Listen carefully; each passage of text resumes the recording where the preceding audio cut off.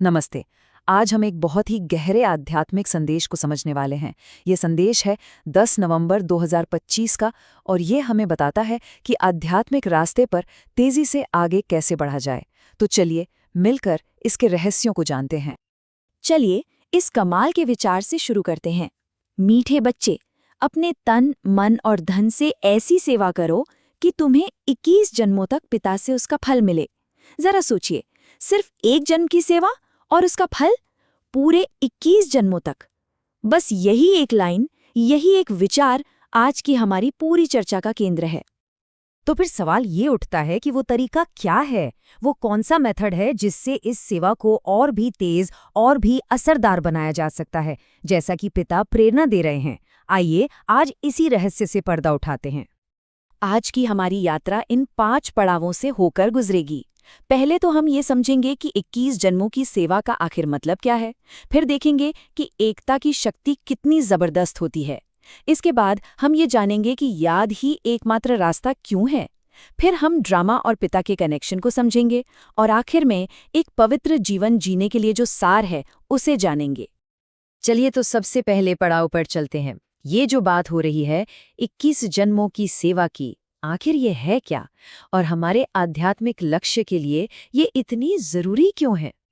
ये जो नंबर 21 है ना, ये सिर्फ एक गिनती नहीं है।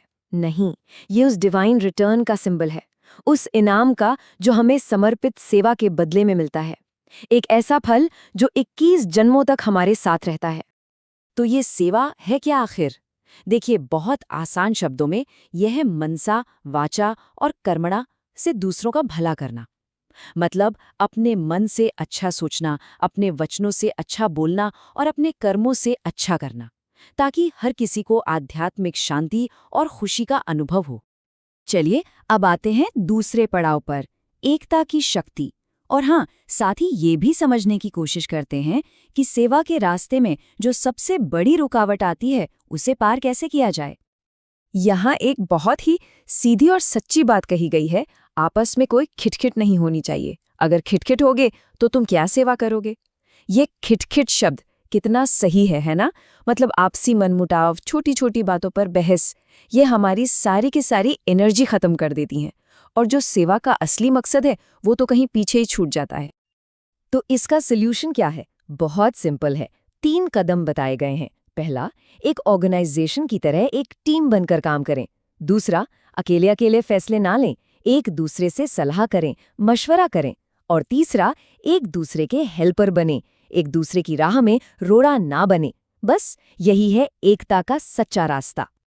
और हाँ, इस एक बात को तो गांठ बांध लेना है, हिम्मते बच्चे मददे बाप। इसका सीधा सा मतलब है कि जब हम हिम्मत करते हैं, जब हम मिलकर कोशिश करते हैं, तो दैवीय मदद अपने आप खिंची चली आती है। ये सिर्फ कोई कहावत नहीं है, ये एक स्पिरिचुअल लॉ है।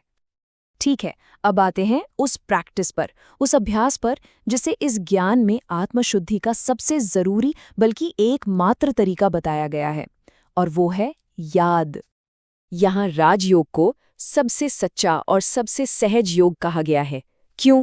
क्योंकि इसे कोई इंसान नहीं बल्कि सीधे निराकार पिता सिखाते हैं, और इसका एक ही मकसद है, हमारी आत्मा को, हमारे सोल को प्यूरिफाई करना। इस फर्क को समझने के लिए जरा इस स्लाइड को देखिए। एक तरफ है राजयोग, जिसे पिता सिखाते हैं आत्मा की शुद्धि के लिए, और दूसरी तरफ है हठयोग, जो कि ज्यादातर शरीर की एक्सरसाइज है, जिसे साधु सन्यासी सिखाते हैं। राजयोग ही एकमात्र तरीका है जिससे हमारे पुराने पाप कर्म भस्म हो सकते हैं और हम परमात्मा से कनेक्ट हो सकते हैं। हठयोग से ये संभव नहीं है। ये संदेश देखिए, इससे ज्यादा क्लियर नहीं हो सकता।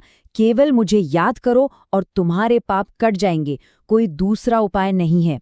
मतलब कोई दूसरा ऑप्शन है ही नहीं।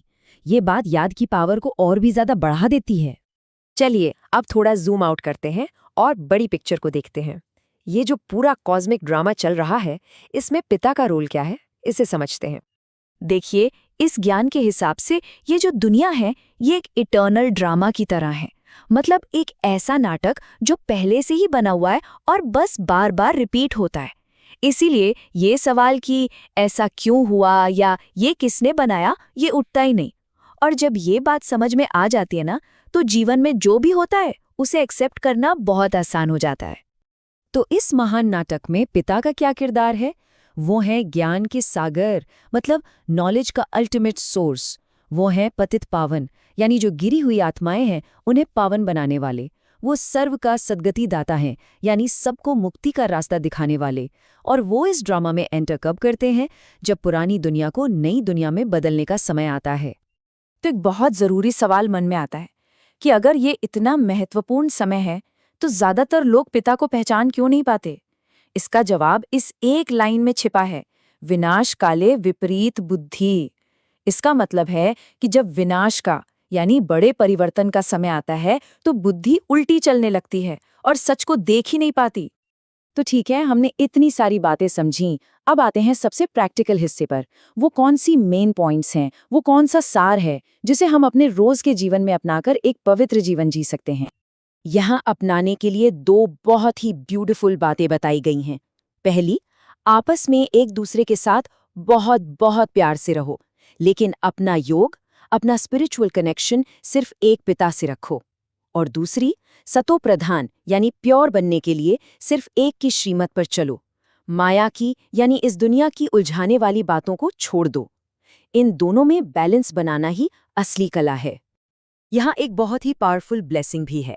स्वमान और लक्ष्य के बैलेंस की कला में मास्टर बन, बाप समान संपन्न बनो। इसका गहरा मतलब ये है कि जैसा हमारा लक्ष्य हो वैसा ही हमारा स्वमान भी हो। हमारे कर्म और हमारा एम दोनों एक लाइन में हों। और आखिर में एक छोटा सा लेकिन बहुत ही गहरा स्लोगन, सेवा का भाग्य मिलना ही सबसे बड़ा भाग्य है। यह हमें याद दिलाता है कि किसी की सेवा करने का, किसी का भला करने का मौका मिलना अपने आप में ही सबसे बड़ी ब्लेसिंग है। और अब जाते जाते एक आखिरी गहरा विचार जिस पर हम सब चिंतन कर सकते हैं। अशरीरी बनने के अभ्यास को बढ़ाओ। इस देह और देह की दुनिया को भूलकर अपने असली घर परम धाम के वासी बनो। यही वो अवस्था है जो हमें हमारी मंजिल के सबसे करीब ले जाएगी। ओम शांति।